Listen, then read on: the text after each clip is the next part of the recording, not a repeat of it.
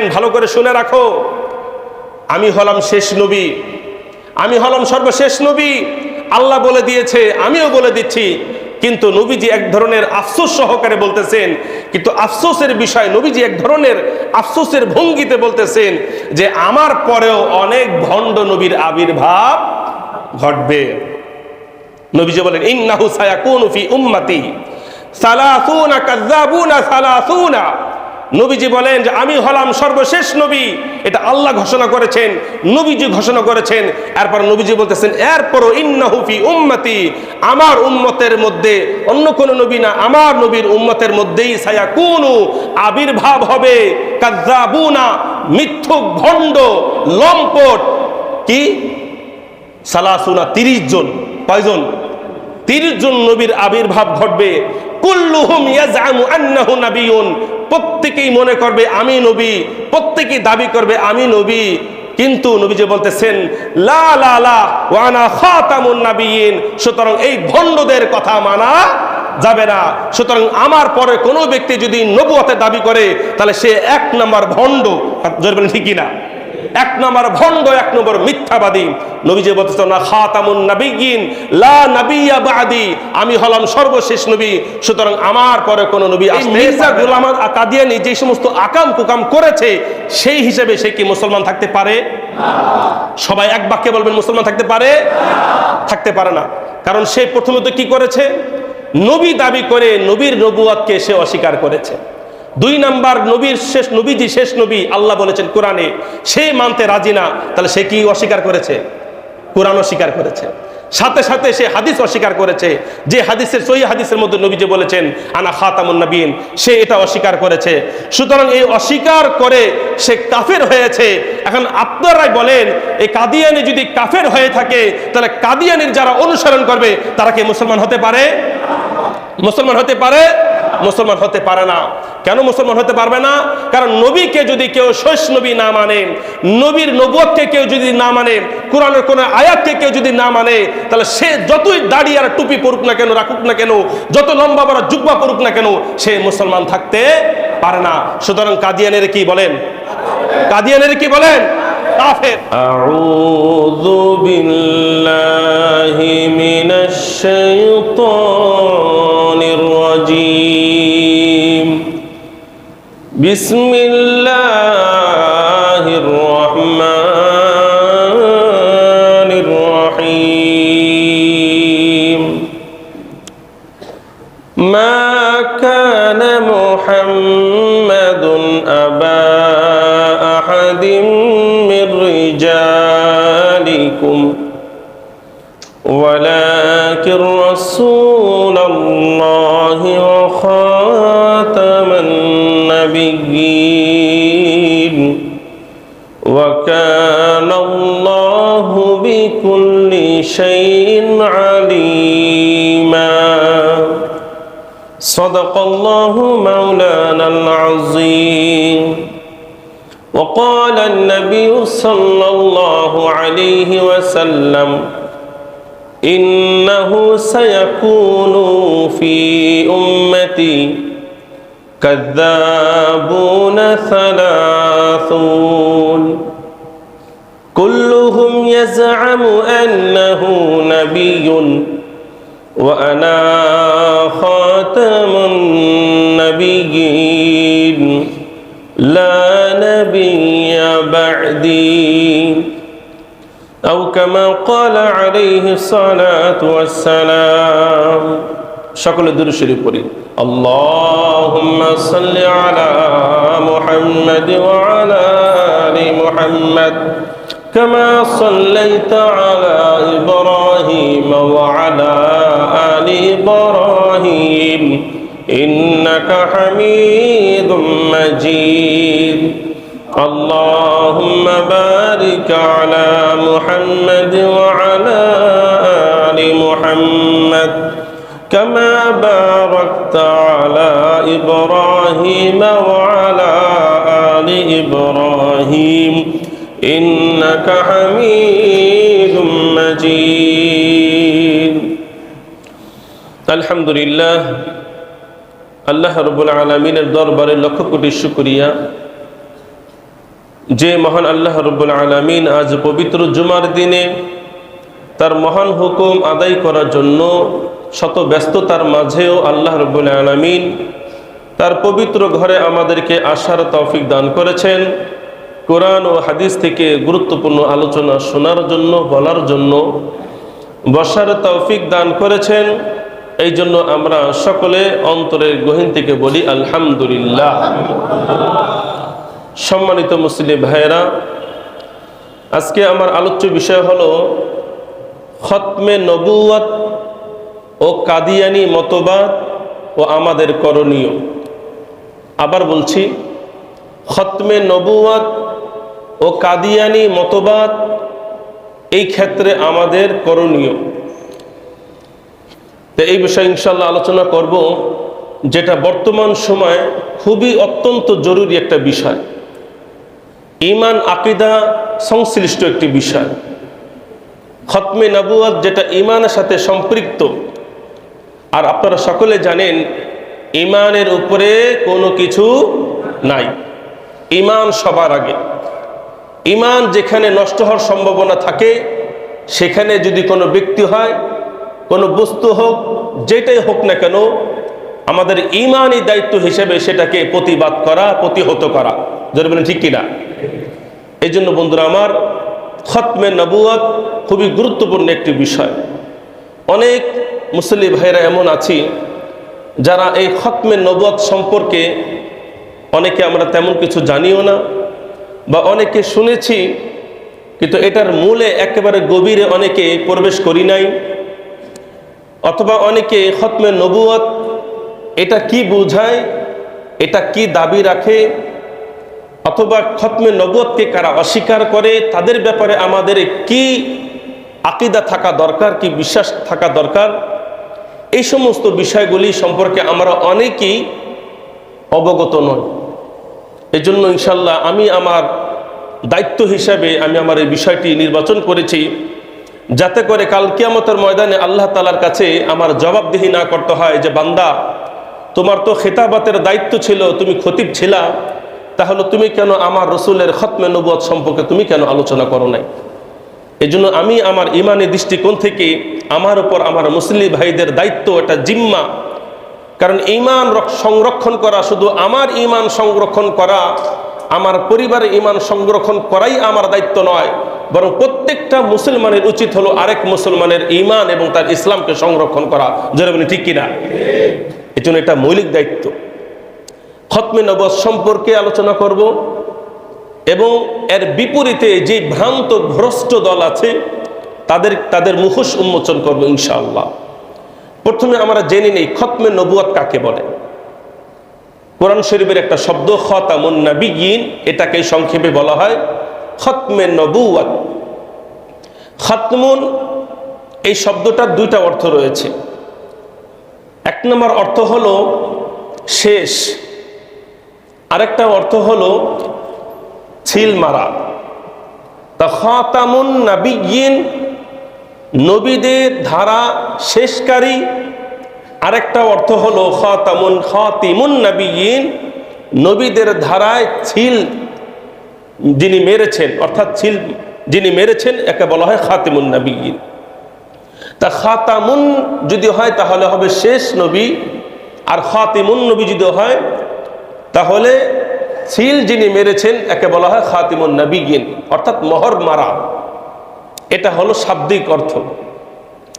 তাহলে এই খাতামুন নবিয়্যিন আপনার আমার নবীর একটা উল্লেখযোগ্য বৈশিষ্ট্য। আপনারা জানেন, শুনেছিলেন কয়েক সপ্তাহ আগে নবীজির বৈশিষ্ট্য সম্পর্কে আলোচনা করেছিলাম। নবীজির বৈশিষ্ট্য বলেছিলাম যে বলতে গেলে সারা বছর শেষ হয়ে যাবে, কিন্তু নবীজির সবচেয়ে উল্লেখযোগ্য, যেটা নবীজির শান মান ইজ্জত সবচেয়ে বেশি বাড়িয়ে দিয়েছে, সেটি হলো নবীজির খাতামুন নবিয়্যিন, নবীজির সর্বশেষ নবী, নবীর পরে আরো কোনো নবী আসবে না। এটা হলো আপনার আমার নবীর উল্লেখযোগ্য একটি বৈশিষ্ট্য। তাহলে খাতামুন নবিয়্যিন এটা কোনো মুসলমানের দাবি না, কোনো সাহাবীদের দাবি না, কোনো তাবিঈন তাবিঈন সালফে সালিহিন আইম্মায়ে মুজতাহিদ তাদের কারো দাবি না, বরং সরাসরি হলো একমাত্র আল্লাহ তাআলার দাবি। আল্লাহ তাআলা নিজেই নবীকে নবীর ব্যাপারে দাবি করেছেন, আমার নবী কোনো সাধারণ নবী নন, বরং তিনি হলেন খাতামুন নবিয়্যিন। তাহলে এই খাতামুন নবিয়্যিন শব্দের মাধ্যমে দুইটা বিষয় জানলেন। এক নম্বর বিষয় হলো আমাদের নবী হলেন সর্বশেষ নবী। নবীর পরে আর কোনো নবী আসবে না। কতকাল পর্যন্ত আসবে না? একেবারে কিয়ামত পর্যন্ত। কিয়ামত পর্যন্ত কোনো নবী দুনিয়ার মাঝে আসবে না। আরেকটা অর্থ হলো কোন নবীর আশা, নবীর যে দরজা ছিল, আপনারা জানেন, উদাহরণ দিয়ে বোঝাই, যখন কোন ঘরের মধ্যে ক্রাইম চলে অথবা কোনো ঘর যদি ক্রাইমের আড্ডাখানা হয়, পুলিশ যখন সেখানে তদন্ত করে, ঘরওয়ালাদেরকে গ্রেফতার করে, দরজার মধ্যে তালা মেরে সেখানে কি করে দেয়? সিল মেরে দেয়। পুলিশ কর্তৃক সিল মারা এটা প্রমাণ করে যে এখানে কোনো মানুষ ভুল করেও ঢুকতে পারবে না।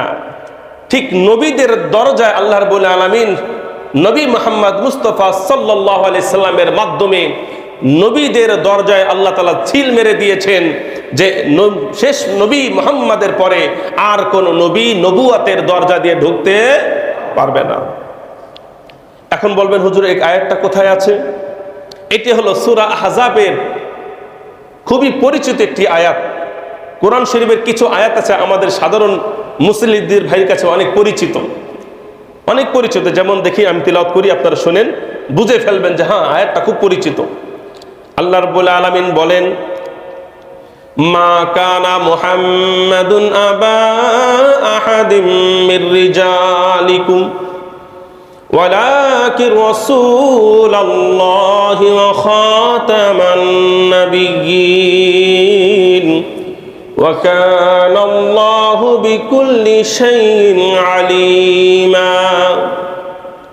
আল্লাহ তাআলা বলেন, মা কানা মুহাম্মাদুন আবা আহাদিম মির রিজালিকুম, মুহাম্মদ নবী সাল্লাল্লাহু আলাইহি সাল্লাম তোমাদের কোনো পুরুষের বাবা নয়। তোমাদের কোনো পুরুষ, কোনো যুবক, কোনো ব্যক্তির বাবা নবীজি মুহাম্মদ তিনি নন। তিনি তোমাদের কারো বাবা নন। তিনি কে তাহলে? আল্লাহ বলেন, ওয়ালাকিন রাসূলুল্লাহ, তার এক নম্বর পরিচয় হলো তিনি হলেন আল্লাহ তাআলার মনোনীত রাসূল। ওয়া খাতামান নাবিয়্যিন, এবং তিনি হলেন সর্বশেষ নবী। তাহলে আল্লাহর নবী সর্বশেষ নবী, এটা কার ঘোষণা? আরো জোরে বলেন, কার ঘোষণা? আল্লাহ তাআলার ঘোষণা। মুহাম্মদ সাল্লাল্লাহু আলাইহি সাল্লাম আল্লাহ তাআলার নবী, এবং তিনি শুধু নবী নন, বরং তিনি হলেন রসুল। তিনি শুধু নবী আর রসুল নন, বরং তিনি হলেন সর্বশেষ নবী, সর্বশেষ রসুল। এই আয়াতের মাধ্যমে দুইটা বিষয় আমাদের কাছে স্পষ্ট হলো। এক নম্বর বিষয় হলো, সকলে আমরা মুক্ত হস্তে দান করি। মুক্ত হস্তে দান করে দোজাহানের অশেষ নেকি সফলতা অর্জন করি। মসজিদের অনেক নির্মাণ কাজ চলিতেছে।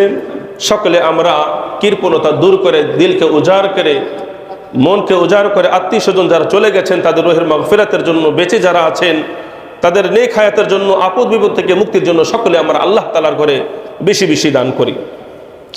আল্লাহ সকলকে দান করার তৌফিক দান করুন। সম্মানিত মুসলিম ভাইরা, বলছিলাম এটি ছিল সূরা আহজাবের 40 নম্বর আয়াত। এই আয়াতের মাধ্যমে আল্লাহ রাব্বুল আলামিন আমাদেরকে দুইটা জিনিস জানাচ্ছেন। আমাদেরকে দুইটা জিনিস আল্লাহ রাব্বুল আলামিন জানাচ্ছেন। এক নম্বর জিনিস, নবী তোমাদের পিতা না, নবী তোমাদের কারো বাবা নয়। এই কথাটা আল্লাহ রাব্বুল আলামিন কেন বলেছেন? এই কথাটা কেন আল্লাহ তাআলা বলেছেন নবীজি তোমাদের কারো বাবা না? যে সেই নবীকে বাবা ডাকবে, যেই সেই নিজেকে নবীজির পুত্র বলে ডাকবে, এটা চলবে না। এই আয়াতটি কেন নাজিল করলেন এটা আপনাদের জানতে হবে। একজন সাহাবী যায়েদ বিন হারেস রাদিয়াল্লাহু তাআলা আনহু, উনি ছিলেন রাসূল পাক সাল্লাল্লাহু আলাইহি সাল্লামের পালক পুত্র। কি পুত্র ছিলেন? পালক পুত্র। আপনারা জানেন পালক পুত্র কাকে বলে। তা তিনি ছিলেন পালক পুত্র। তাকে নবীজি সন্তানের মতন স্নেহ, মায়া, প্রীতি, ভালোবাসা, আদরের তাকে ধীরে ধীরে তাকে বড় করেছেন। তাকে বড় করার পরে তিনি যখন বড় হলেন যায়েদ বিন হারেস, তখন মক্কার লোকেরা ওই যায়েদকে কি বলতো জানেন? যায়েদ ইবনে মুহাম্মদ, মুহাম্মাদের সন্তান। যায়েদ ইবনে মুহাম্মদ, মুহাম্মাদের সন্তান বলে ডাকতো। কিন্তু পরবর্তীতে একটা ঘটনা ঘটে যায়। ওই ঘটনা ঘটার পরে মক্কার লোকেরা নবীজির সমালোচনা করতে থাকে। নবীজি কি করতে থাকে বলেন? মক্কা না মদিনা লোকেরা সমালোচনা করতে থাকে। কি সমালোচনা? অনেক লম্বা ঘটনা, সংক্ষেপে বলতেছি। যায়েদ বিন হারেস তিনি জাইনাব রাদিয়াল্লাহু তাআলা আনহা তিনাকে বিবাহ করেছিলেন। তিনাকে বিবাহ করার পরে স্বামী স্ত্রী কোনো কারণবশত তাদের মাঝে বনাবনি না হওয়াতে বিচ্ছেদ হয়ে যায়। বিচ্ছেদ হয়ে যায়। কার সাথে বিচ্ছেদ হয়?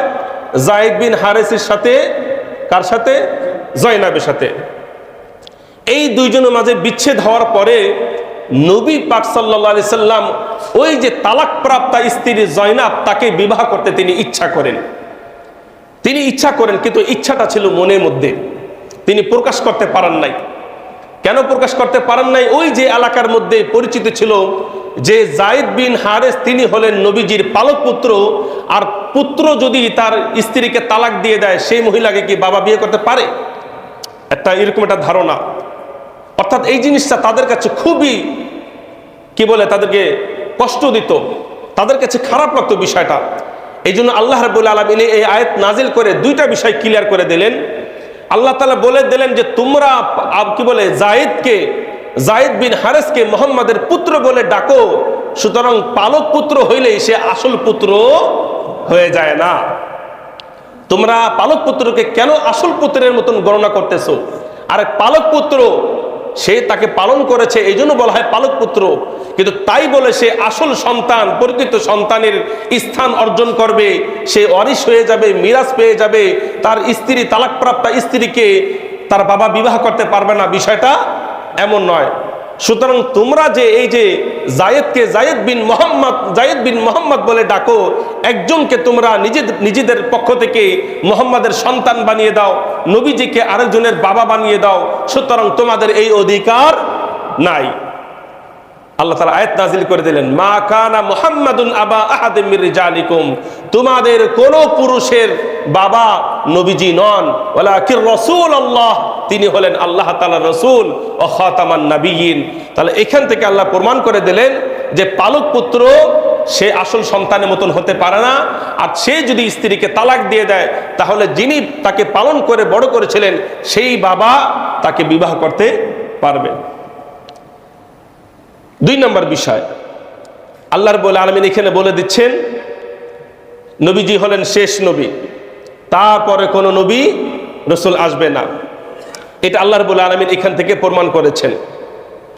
তার বন্ধুরা আমার, আল্লাহর নবী শেষ নবী, আল্লাহ রাব্বুল আলামিনের ঘোষণা। এই যে একটা আয়াত, আল্লাহর নবী শেষ নবী, এই কথাটা বলেছেন কে? আল্লাহ বলেছেন। কোথায়? কোরআনের মধ্যে, সূরা আহজাবের মধ্যে। আচ্ছা, আপনার আমার নবী শেষ নবী, তারপরে আর কোনো নবী আসবে না, কোরআন শরীফের কি আর কোনো দলিল আমাদের দরকার আছে? একটু বুঝে শুনে বলবেন কথা। কোরআন শরীফের আর কোনো দলিল দরকার আছে? যেখানে স্পষ্টভাবে আল্লাহ তাআলা ঘোষণা করে দিয়েছেন মুহাম্মদ সাল্লাল্লাহু আলাইহি সাল্লাম তিনি হলেন সর্বশেষ নবী।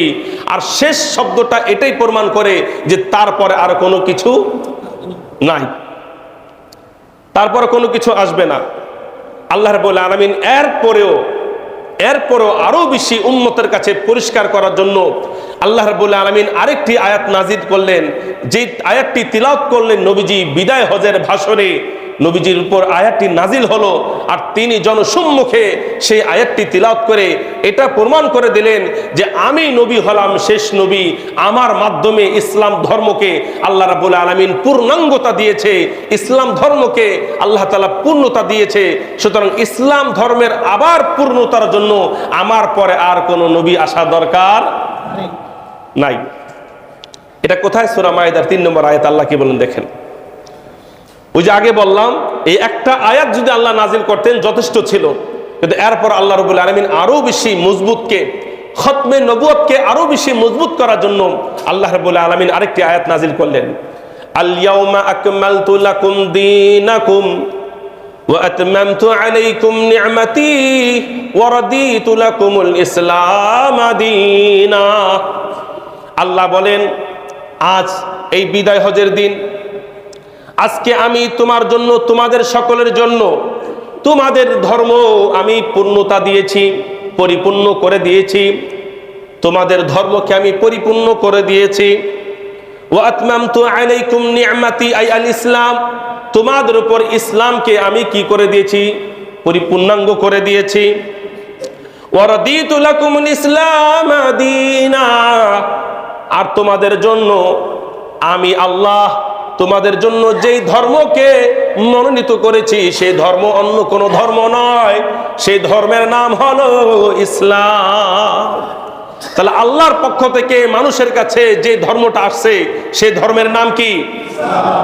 ইসলাম। আর ইসলাম ধর্ম যারা গ্রহণ করবে তারা হলো মুসলমান। তাহলে দুনিয়ার মধ্যে কি শুধু বর্তমান ইসলাম ধর্মই আছে নাকি আরো অনেক ধর্ম আছে? বলেন, অনেক ধর্ম আছে। আমাদের আশপাশে তাকাইলে বহু ধর্মের মানুষদেরকে দেখা যায়, দেখতে শুনতে একেবারেই আমাদের মতনই, কিন্তু তাদের ধর্ম সম্পূর্ণ ভিন্ন রূপ, একেবারে আলাদা, একেবারে স্বতন্ত্র। এখন প্রশ্ন হবে, দুনিয়ার মধ্যে তো ধর্মের অভাব নাই, মতাদর্শের অভাব নাই, তাহলে কোন ধর্মের মানুষ জান্নাতে যাইবে, বা কোন ধর্মের মানুষ বা কোন ধর্মটা আল্লাহ তাআলার কাছে গ্রহণযোগ্য, এটা আল্লাহ রাব্বুল আলামিন কি করে দিয়েছেন? স্পষ্ট করে দিয়েছেন। আল্লাহ তাআলার পক্ষ থেকে বর্তমান শত শত ধর্ম আছে দুনিয়ার মধ্যে। আপনার উইকিপিডিয়া সার্চ করে দেখবেন, শত শত হাজার হাজার ধর্ম এই দুনিয়ার মাঝে বর্তমান আছে।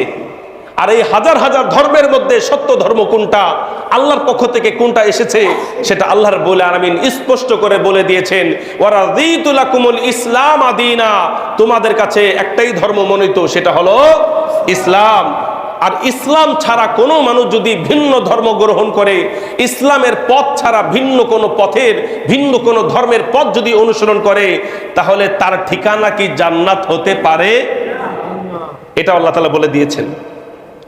আল্লাহ বলেন, ওয়া মান ইয়াবতাগি গায়রাল ইসলাম দীনা, যে ব্যক্তি আল্লাহ তাআলার পক্ষ থেকে মনোনীত ইসলাম ধর্ম ছাড়া ভিন্ন ধর্ম অনুসরণ করবে, ওয়া মান ইয়াবতাগি গায়রাল ইসলামি দীনা, যে ব্যক্তি ইসলাম ধর্ম ছাড়া পৃথিবীর যত ধর্ম আছে, যদি যে কোনো একটা ধর্ম যদি অনুসরণ করে, তাহলে তার কি লাভ হবে? আল্লাহ বলেন, ফালা ইউকবালা মিনহু, তার ওই ধর্ম আল্লাহ তাআলার কাছে কবুল হবে না। ওই ধর্মের কোনো আমল আল্লাহ তাআলার কাছে কবুল হবে না। ওই ধর্মের কোনো সংস্কৃতি সভ্যতা আল্লাহর কাছে কবুল হবে না। ওই ধর্মের নেক আমল, ভালো আমল আল্লাহ তাআলার কাছে কবুল হবে না। কেন আমল কবুল হবে না? কারণ যেই ধর্মকে অনুসরণ করেছে সেই ধর্ম আল্লাহ তাআলার কাছে গ্রহণযোগ্য না। ওয়া মান ইয়াবতাগি গায়রাল ইসলামি দীনা, ইসলাম ধর্ম একমাত্র আল্লাহ তাআলার মনোনীত ধর্ম। ইসলাম ধর্ম ছাড়া ভিন্ন ধর্ম পালন করলে তার কি নাই? কোনো নাজাত নাই, মুক্তি নাই। আরো আল্লাহ রাব্বুল আলামিন স্পষ্ট করে দিচ্ছেন, ইন্নাদ দীনা ইনদাল্লাহিল ইসলাম, নিশ্চয় আল্লাহ তাআলার কাছে একটাই ধর্ম, একটাই ধর্ম, সেই ধর্ম হলো ইসলাম। ইসলাম ধর্ম ছাড়া, মুসলমান হওয়া ছাড়া আর কোনো মুক্তির পথ নাই। আর এই ধর্ম কার মাধ্যমে পূর্ণতা পেয়েছে? একটু বলেন না ভাই, তাহলে তো বুঝবো আপনারা শুনতেছেন মনোযোগ দিয়ে। এই জন্য তো মূলত জিজ্ঞাসা করি যে বলেন না ভাই, মাঝে মাঝে প্রশ্ন করি আপনাদের মনোযোগকে একটু কাছে আনার জন্য। তাহলে আল্লাহ রাব্বুল আলামিন ইসলাম ধর্মকে পূর্ণতা দিয়েছেন কার মাধ্যমে? এখন আপনারা প্রশ্ন করবেন, তাহলে কি এত আগে যে নবী রাসূল দুনিয়াতে আসছে, তাহলে কি তাদের ধর্ম কি পরিপূর্ণ ছিল না? তাদের ধর্ম কি পরিপূর্ণ ছিল না? এখন প্রশ্ন হতে পারে। এই বিষয়টা আপনাদের একটু বুঝতে হবে সহজে উদাহরণস্বরূপের মাধ্যমে। দেখেন, আমার হাতে যে স্কেল, এখানে 12 ইঞ্চি আছে। ধরে নেন এখানে 12টা বিল্ডিং। তা প্রত্যেকটা নবী দুনিয়ার মধ্যে এসেছিলেন, ভিত্তি, নবুয়তের ভিত্তি যার মাধ্যমে প্রতিষ্ঠা করা হয়েছে দুনিয়ার মধ্যে, তার নাম কি? হযরত আদম আলাইহিস সালাম। হযরত আদম আলাইহিস সালাম। একটা বিল্ডিং এ যদি কি বলে, একটা বিল্ডিং করার আগে এটা কয়তলা হবে, ফাউন্ডেশন, আগে তো ফাউন্ডেশন নির্ধারণ করা হয় কি না বলেন? তাহলে ইসলাম ধর্মটা হলো একটা ফাউন্ডেশন। ওই যে আপনারা প্রশ্ন করতে পারেন, হুজুর তাহলে নবীজি আসার আগে যে ধর্ম ছিল এগুলো কি পরিপূর্ণ ছিল না? তা প্রত্যেকটা ধর্ম কি পরিপূর্ণ ছিল কি ছিল না, এটাই আমি আপনাদেরকে উদাহরণ দিয়ে যুক্তি দিয়ে বোঝাচ্ছি। তাহলে একটা বিল্ডিং ধরেন, কথার কথা 100 তলা বিল্ডিং, তাহলে 100 তলা বিল্ডিং এর 100 তলা হবে, প্রথমে হবে ভিত্তি, এরপর 100 তলার মাঝে একেবারে উপরে যেভাবে নির্মাণ করা হবে ওই নির্মাণটা এটা প্রমাণ করবে যে এর উপরে আর কোনো ভবন তলা নির্মাণ করা যাবে না। 100 তলা যদি ফাউন্ডেশন হয়ে থাকে, তাহলে কেউ যদি বলে যে আমি 110 তলা ফাউন্ডেশন করব, 110 তলা বিল্ডিং করব, এটা কি সম্ভব? এটা কি কেউ মনোনয়ন করবে? এটা কি কেউ সত্যায়ন করবে? করবে না। তাহলে একটা বিল্ডিং এর মধ্যে এক একটা তলা থাকে, ঠিক ইসলাম ধর্ম একটা অট্টালিকার মতন, প্রত্যেকটা তলা এক একটা নবীর নবুয়াত, প্রত্যেকটা তলা এক একটা নবুয়াত। একটা বিল্ডিং যদি 100 তলা হয়ে যায়, 100 তলা যদি ফাউন্ডেশন থাকে, তার মধ্যে যদি 60 তলা বিল্ডিং হয়, কথার কথা যে 90 তলা বিল্ডিং হয়ে গেছে, আপনি কি বলবেন এই বিল্ডিং এখন কি বলে অসম্পূর্ণ? বলবেন, এক দৃষ্টিকোণ থেকে বলবেন অসম্পূর্ণ, কারণ এটা হলো 100 তলার ফাউন্ডেশন, কেবল হয়েছে 90 তলা, তাহলে এই দিক থেকে অসম্পূর্ণ। কিন্তু প্রত্যেক তলা যদি হিসাব করেন, তাহলে দেখবেন প্রত্যেক তলা যদি পরিপূর্ণ হয়ে যায়, তাহলে প্রত্যেকটা তলা নিজেদের দিক থেকে পরিপূর্ণ। কথা কি বুঝতে পেরেছেন? প্রত্যেকটা 100 তলা বিল্ডিং যদি 90 তলা হয়, 10 তলা বাকি থাকে, তাহলে এই হিসাবে অসম্পূর্ণ। কিন্তু প্রত্যেকটা তলা যদি পরিপূর্ণভাবে টাইলস দিয়ে, ফার্নিচার দিয়ে যদি পরিপূর্ণ করা দেওয়া হয়, তাহলে কি বলবে যে এই তলাটা অসম্পূর্ণ? না। এবার আসেন, তা প্রত্যেকটা নবুয়তের, প্রত্যেকটা নবীর নবুয়তের সময়কালটা হলো এক একটা বিল্ডিং এর এক একটা তলার মতন, যেটা তার ক্ষেত্রে তার জন্য কি ছিল? পরিপূর্ণ ছিল। কিন্তু নবুয়াতের যে শেষ প্রান্ত, যেটা বললাম যে 10 তলা বাকি আছে, বা 100 তলার বিল্ডিং এর মধ্যে 99টা বিল্ডিং যদি হয়ে যায়, তাহলে 1 তলা বাকি থাকে। তো সর্বশেষ যে বিল্ডিংটা দেওয়া হয়, ধরে নেন ওই বিল্ডিংটার উদাহরণ হলো নবী পাক সাল্লাল্লাহু আলাইহি সাল্লাম। তাহলে নবুয়াতের অট্টালিকার মধ্যে বিল্ডিং এর ভিত্তি স্থাপন কাল নবুয়াত তাদের সময় পরিপূর্ণ ছিল, কিন্তু ওই হিসাব করলে, পুরা বিল্ডিং হিসাব করলে কি ছিল বলেন? অপরিপূর্ণ ছিল। তাহলে নবী পাক সাল্লাল্লাহু আলাইহি সাল্লাম আসা পর্যন্ত এই ইসলাম ধর্মটা ঠিক এরকম ভাবে অসম্পূর্ণ ছিল। নবীদের আন্ডারে যতক্ষণ ছিল সম্পূর্ণ ছিল, কিন্তু গোটা হিসাব যদি করেন তাহলে অসম্পূর্ণ ছিল। আর এই অসম্পূর্ণতাকে পূর্ণতা দিয়েছেন কে? রাসূল পাক সাল্লাল্লাহু আলাইহি সাল্লাম। তার মাধ্যমে পূর্ণতা হয়েছে। আমি কি আপনাদেরকে বোঝাতে পেরেছি? যাক, আলহামদুলিল্লাহ। এখন এই দেখেন নবী পাক সাল্লাল্লাহু আলাইহি সাল্লাম তার সময়, তার মাধ্যমে ইসলামকে আল্লাহ বলেন একেবারে পরিপূর্ণ করে দিয়েছে। অর্থাৎ 100 তলা বিল্ডিং 100 পুরা হয়ে গেছে। আর কোনো জায়গা কি নাই, কোনো কাজ বাকি নাই, আর কোনো জায়গায় কোনো কাজ বাকি নাই। ছাদকে আটকে দেওয়া হয়েছে, উপরে আর কোনো তলা নির্মাণ করা যাবে না।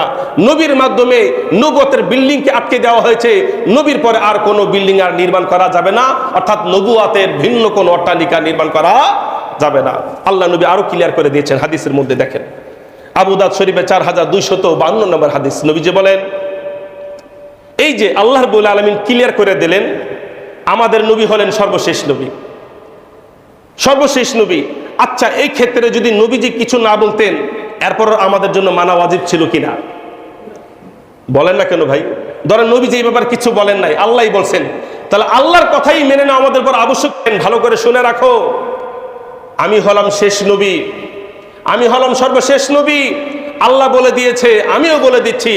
কিন্তু নবীজি এক ধরনের আফসোস সহকারে বলতেছেন, কিন্তু আফসোসের বিষয় নবীজি এক ধরনের আফসোসের ভঙ্গিতে বলতেছেন যে আমার পরেও অনেক ভণ্ড নবীর আবির্ভাব ঘটবে। নবীজি বলেন, ইন্নাহু সায়াকুনু ফি উম্মতি সালাসুনা কাযাবুনা সালাসুনা। নবীজি বলেন যে আমি হলাম সর্বশেষ নবী, এটা আল্লাহ ঘোষণা করেছেন, নবীজি ঘোষণা করেছেন। এরপর নবীজি বলতেছেন, এরপরও ইন্নাহু ফি উম্মতি, আমার উম্মতের মধ্যে, অন্য কোন নবী না, আমার নবীর উম্মতের মধ্যেই সায়াকুনু আবির্ভাব হবে কাযাবুনা, মিথ্যুক, ভণ্ড, লম্পট। কি? সালাসুনা, 30 জন। কয়জন? 30 জন নবীর আবির্ভাব ঘটবে। কুল্লুহুম ইয়াজআমু আন্নাহু নাবিয়্যুন, প্রত্যেকেই মনে করবে আমি নবী, প্রত্যেকেই দাবি করবে আমি নবী। কিন্তু নবীজি বলতেছেন, লা লা লা ওয়া আনা খাতামুন নাবিয়্যিন, সুতরাং এই ভণ্ডদের কথা মানা যাবে না। সুতরাং আমার পরে কোনো ব্যক্তি যদি নবুয়তের দাবি করে তাহলে সে 1 নম্বর ভণ্ড। জোরে বলেন ঠিক কিনা? 1 নম্বর ভণ্ড, 1 নম্বর মিথ্যাবাদী। নবীজি বলতেছেন না খাতামুন নাবিয়্যিন লা নাবিয়্যা বা'দি, আমি হলাম সর্বশেষ নবী, সুতরাং আমার পরে কোনো নবী আসতে পারবে না। তাহলে বন্ধুরা আমার, ইতিহাসের পাতা যদি আপনারা উল্টিয়ে দেখেন, দেখবেন নবীজির যুগ থেকে শুরু করে এখন পর্যন্ত দেখা যায় অনেক সময় অনেক ভণ্ড নবী দাবিদাররা আমাদের মাঝে আবির্ভূত হয়েছে। নবীজির যুগেও নবীজি থাকতে দেখেন কলিজা কত বড়, শয়তানের কলিজা আসলেই বড়। নবীজি জীবিত থাকতেই তারই সময় এক একজন নবী দাবি করে বসে আছে, নিজেকে নবী দাবি করে বসে আছে, আমি নবী, আমি নবী।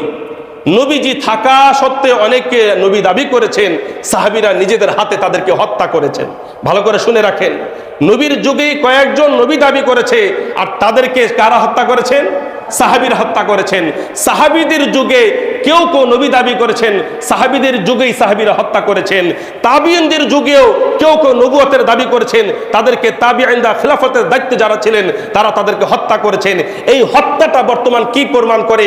ইতিহাসের পাতায় যদি বলা হয় যে নবুয়তের দাবিদারকে হত্যা করা হয়েছিল, সুতরাং বর্তমান সময়ে যদি কোনো জায়গায় নবুয়তের দাবিদার বা অনুসারী থাকে, তাহলে আপনার দৃষ্টিকোণ থেকে তাদেরকে কি করা দরকার?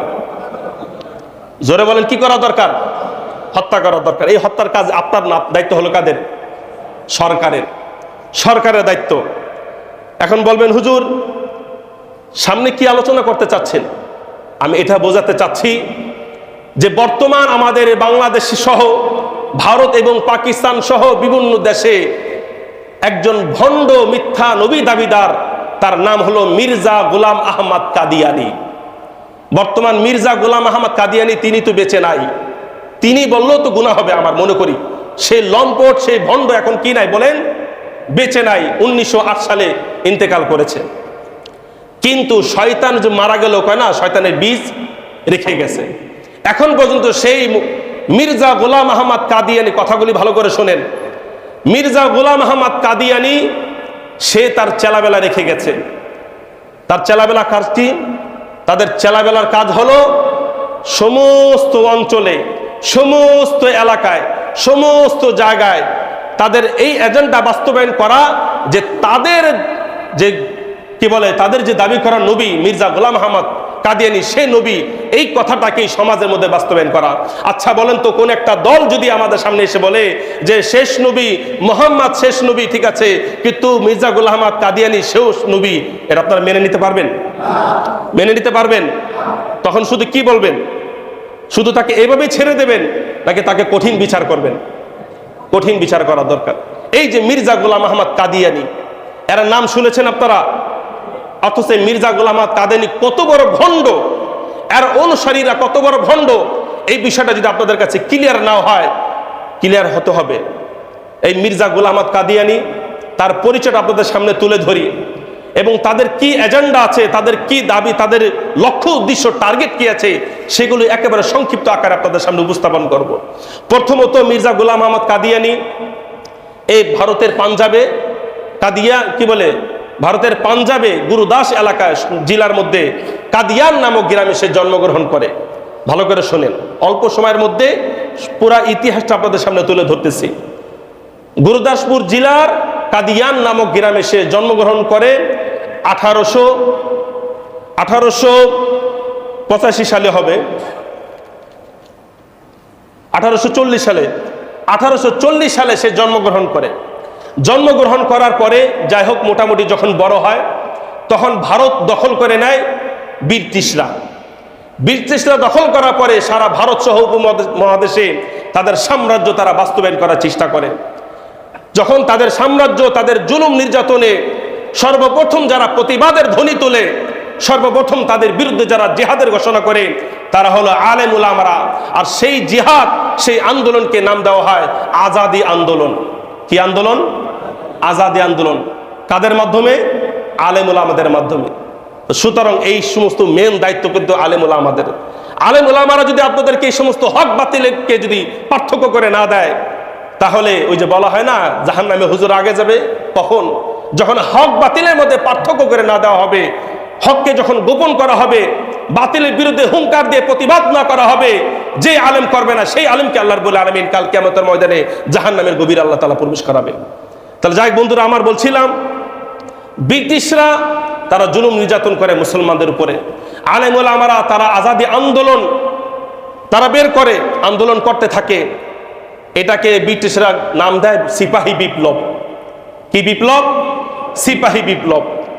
এই সিপাহী বিপ্লবে 1957 সালের ঘটনা, 1857 সালে এই সিপাহী বিপ্লবকে পুরো দমে হিন্দু বলেন, বেঈমান মুনাফিক মুসলমান বলেন, তাদেরকে নিয়ে একসাথে এই মুসলমানদেরকে, আলেম ওলামাদেরকে তারা কি করে? দমন করে। আফসোস লাগে, বলতে গেলে আফসোস লাগে।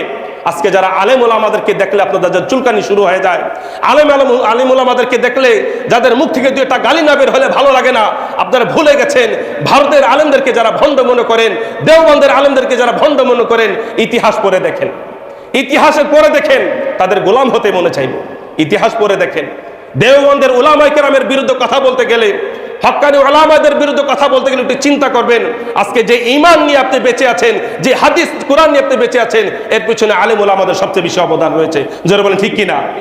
কিন্তু এটা ভুলে যাই আমরা, ভুলে যাই। ভোলার জিনিস না এটা।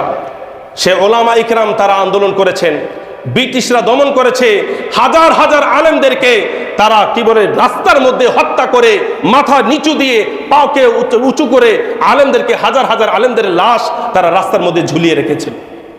কেন? কারণ তারা ভারতের স্বাধীনতার পক্ষে ছিল।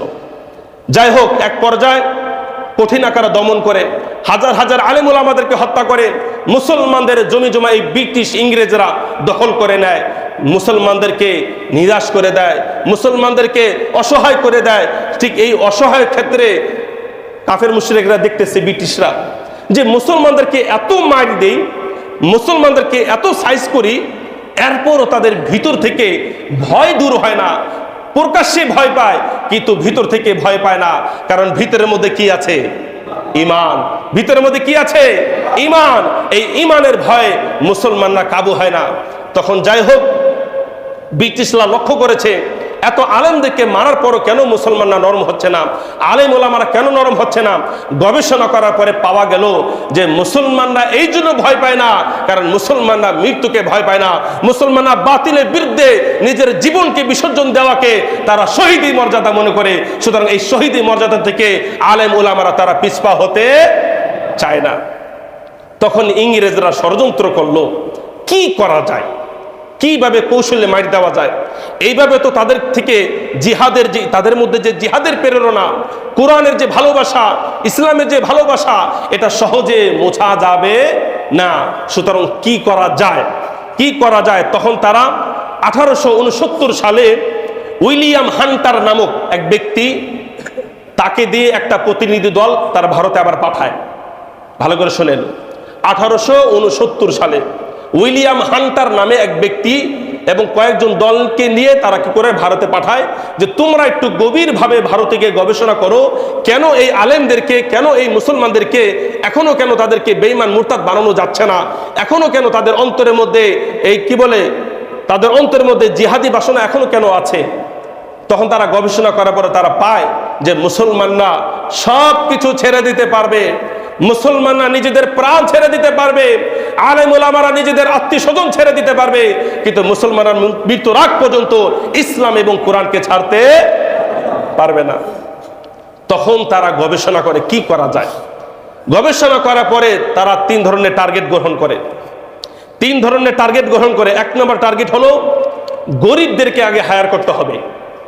গরিব যারা আছে, মুসলমান গরিব, তাদেরকে হায়ার করতে হবে, তাদেরকে টাকা পয়সা দিয়ে তাদের মুখ থেকে ব্রিটিশদের প্রশংসা বের করতে হবে।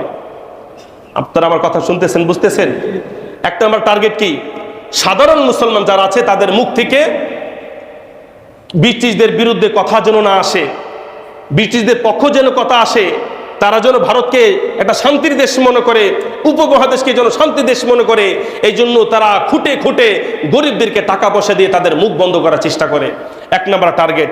2 নম্বর তাদের টার্গেট ছিল কিছু আলেম ওলামা, ভণ্ড আলেম ওলামা, শিক্ষিত মানুষ, তাদেরকে হায়ার করার চেষ্টা করে। কিছু মুনাফিকদেরকে হায়ার করার চেষ্টা করে। সেই সুবাদে এই মির্জা গোলাম আহমদ কাদিয়ানি সে কিন্তু মুসলমানই ছিল এক সময়। কি ছিল? মুসলমান ছিল। তার বাবাকে ব্রিটিশ সরকার তার কাছে টেনে নেয়, নিজেদের একবারে আস্থাভাজন তাকে বানিয়ে ফেলে। উপঢৌকন, জমি জমা, সম্পদ, টাকা পয়সা দিয়ে এই মির্জা গোলাম আহমদ কাদিয়ানের বাবাকে মুখ বন্ধ করে দেয় এবং তাদের পক্ষে দালালি করার জন্য তাকে কি করে দেয়? মানুষের মাঝে ছেড়ে দেয়, মানুষের মাঝে ছেড়ে দেয়।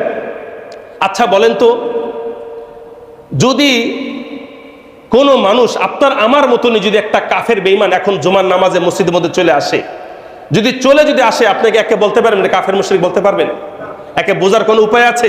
কোন হিন্দু হোক, খ্রিস্টান হোক, পাগড়ি টুপি পরে যদি আমাদের মধ্যে ঢুকে আর তার প্ল্যান যদি থাকে বোমা বিস্ফোরণ করে এই মসজিদটাকে শেষ করে দেবে, মুসলিমদেরকে শেষ করে দেবে, কিন্তু যে বোমা বিস্ফোরণ করার জন্য যে বেঈমান আসছে তাকে কি চিনার উপায় আছে? কারণ তাকে দেখে কি মনে হচ্ছে? মুসলমান। ঠিক এরকম ভাবে মির্জা গোলাম আহমদ কাদিয়ানির বাবা সেই ব্রিটিশদের দালালি করে। মির্জা গোলাম আহমদ কাদিয়ানি যখন বড় হয়, ব্রিটিশরা বুঝতে পারে যে এই লোকটা সাধারণ কোনো লোক নয়, এর অনেক মেধা আছে, এর অনেক জ্ঞান আছে। এরপর সে তার সাথে চুক্তি করে। ব্রিটিশরা মির্জা গোলাম আহমদ কাদিয়ানির সাথে চুক্তি করে, তাকে টাকা পয়সা দেয় এবং তাদের পক্ষে আলেম ওলামা মুসলমানদের বিপক্ষে বিভিন্ন বই এবং পুস্তক লেখার জন্য তাকে আহ্বান করে। যাই হোক, ভালো কথা। তখন সেই বই পুস্তক লিখতে থাকে। প্রথমত ভালোই লেখে, ভালো কথাই বলে। এরপর ধীরে ধীরে নিজের লেখা বই পুস্তক ব্রিটিশদের কথা অনুপাতে লিখে কোরআন হাদিস দিয়ে উল্টা অপব্যাখ্যা করে সাজিয়ে মানুষের কাছে প্রচার করতে থাকে। প্রচার করতে করতে যখন মোটামুটি প্রচার করা হয়ে যায়, তার যখন ভক্তবৃন্দ আস্তে আস্তে বাড়া শুরু করে, তখন ব্রিটিশ আবার সেই মির্জা গোলাম আহমদ কাদিয়ানির কানের মধ্যে কান পরা দেয়। কি বলে জানেন? তোমার দায়িত্ব হলো, কারণ মুসলমানদের ঈমান সহজে কেড়ে নেওয়া। বলে না কেন ভাই? ওই বন্দুকের গুলি দেখিয়ে, বমের আঘাত দেখিয়ে, প্লেন থেকে বোমা নিক্ষেপ করে হত্যার ভয় দেখিয়ে মুসলমানদের ঈমান কেড়ে নেওয়া যাবে না। নিতে হবে কিভাবে বলেন তো? কৌশলে, কৌশলে নিতে হবে। এই জন্য মির্জা গোলাম আহমদ কাদিয়ানিকে ব্রিটিশরা কান পরা দেয় যে তুমি প্রথমে কি করবা? তুমি প্রথমে নিজেকে ধর্মগুরু দাবি করবা। ধর্মগুরু যখন হয়ে যাবা, এরপর নিজেকে মুজাদ্দিদ দাবি করবা। এরপর যখন তোমাকে সবাই মুজাদ্দিদ মনে করবে, তখন তুমি আবার নিজেকে পর্যায়ক্রমে নিজেকে ইমাম মাহদি দাবি করবা। জোরে বলে নাউজুবিল্লাহ। ইমাম মাহদি দাবি করার পরে এরপর তুমি নিজেকে জিল্লুন নবী মানে নবীর ছায়া, নবীর প্রতিছবি, অর্থাৎ আমি নবী না কিন্তু নবীর ছায়া। আচ্ছা, আমার ছায়া যদি এখন এখানে আসে, তাহলে এই ছায়াটাকে আমার থেকে আলাদা নাকি আমার সাথেই আছে? প্রত্যেকটা মানুষের যে ছায়া আছে, এই ছায়াকে তার থেকে আলাদা নাকি মূলত তারই সাথে সম্পৃক্ত? তারই সাথে সম্পৃক্ত। আপনি এখানে থাকবেন, আপনার ছায়া থাকবে ওই আর এক এলাকা, এরকম হতে পারে? হবে না। সে নিজেকে জিল্লুন নবী, কৌশলে, যেটাকে বলা হয় শয়তানের মার প্যাচ, শয়তানের মার পেঁচে নিজেকে জিল্লুন নবী, নবীর প্রতিছবি বা নবীর সাদৃশ্য নিজেকে দাবি করে। মোটামুটি দাবি করা যখন শেষ, যখন ব্রিটিশরা দেখতে পেরেছে যে মোটামুটি তার ভক্তবৃন্দ বেড়ে গেছে, এখন মুসলমানদের ঈমান কেড়ে নেওয়া যাবে, সুতরাং তাকে বলা হলো যে তুমি কি করো? ফাইনাল ঘোষণা দিয়ে দাও। তুমি ফাইনাল ঘোষণা দিয়ে দাও। কি ঘোষণা? তুমি একেবারে দাবি করে দাও আমি হলাম নবী। নাউজুবিল্লাহি মিন যালিক। কে বলেছে? ব্রিটিশরা। কাকে বলেছে? মির্জা গোলাম আহমদ কাদিয়ানিকে, যে তুমি কি করে এখন নিজেকে ফাইনাল, অর্থাৎ এত ঢং করার দরকার নাই। এতদিন তো অনেক নাটক করছো, ঢং করছো, এখন ঢং করা দরকার নাই। ফাইনাল ঘোষণা দিয়ে দাও যে তুমি মির্জা গোলাম আহমদ কাদিয়ানি, তুমি হলো আল্লাহ তাআলার নবী। জোরে বলেন নাউজুবিল্লাহ। 1901 সালে চূড়ান্তভাবে হাকিকাতুল ওয়াহি এবং আরেকটা বই আছে ইলজামুল আওহামি এবং আরো অনেক ধরনের বই, তাজকিরা, এই যে একটা বই, তিনটার নাম বললাম। এই সমস্ত বইয়ের মাধ্যমে আর তার ভক্তবৃন্দ তাদের মাধ্যমে পুরা ভারতের মধ্যে ঘোষণা করে দেয় যে আমি এখন সাধারণ কোনো মানুষ না, বরং আমি হলাম আল্লাহ তাআলার পক্ষ থেকে নবী। জোরে বলে নাউজুবিল্লাহ। শুধু তাই নয়, সে যে নিজেকে শুধু নবী দাবি করেছে, শুধু তাই নয়, বরং নিজেকে রসুল দাবি করেছে। নাউজুবিল্লাহি মিন যালিক। নিজেকে ইমাম মাহদি দাবি করেছে। নাউজুবিল্লাহি মিন যালিক। নিজেকে মাসিহ আল মাউউদ নিজেকে ঈসা আলাইহিস সালাম পর্যন্ত দাবি করেছে। জোরে বলেন নাউজুবিল্লাহি মিন যালিক। শুধু তাই নয়, তাজকিরা নামক কিতাবের মধ্যে 107 নম্বর পৃষ্ঠার মধ্যে আছে, শুধু তাই নয়, সে নিজেকে এক পর্যায়ে বলে দিয়েছে আন্নি আল্লাহ, আমি নিজেই আল্লাহ। জোরে বলেন নাউজুবিল্লাহি মিন যালিক। কত বড় বেঈমান, কত বড় কাফের, অন্তরটা কত পরিমাণ কালো হলে এই ধরনের কথা বলতে পারে। সুতরাং বন্ধুরা আমার, এত সময়ের মধ্যে আপনাদেরকে আমি গোলাম মির্জা আহমদ কাদিয়ানির পরিচয় দিয়েছি। সুতরাং এখন আপনারাই ফতোয়া দেন তো ভাই, আমি কোনো ফতোয়া দেব না, মাসলা দেব না। আপনারা বলেন এই মির্জা গোলাম কাদিয়ানি যে সমস্ত আকাম কুকাম করেছে, সেই হিসেবে সে কি মুসলমান থাকতে পারে? সবাই এক বাক্যে বলবেন মুসলমান থাকতে পারে? থাকতে পারে না। কারণ সে প্রথমত কি করেছে?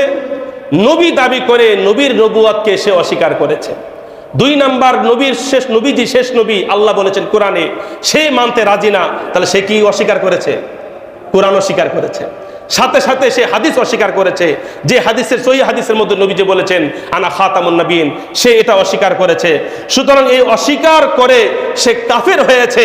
এখন আপনারাই বলেন, এই কাদিয়ানি যদি কাফের হয়ে থাকে, তাহলে কাদিয়ানির যারা অনুসরণ করবে তারা কি মুসলমান হতে পারে? মুসলমান হতে পারে? মুসলমান হতে পারে না।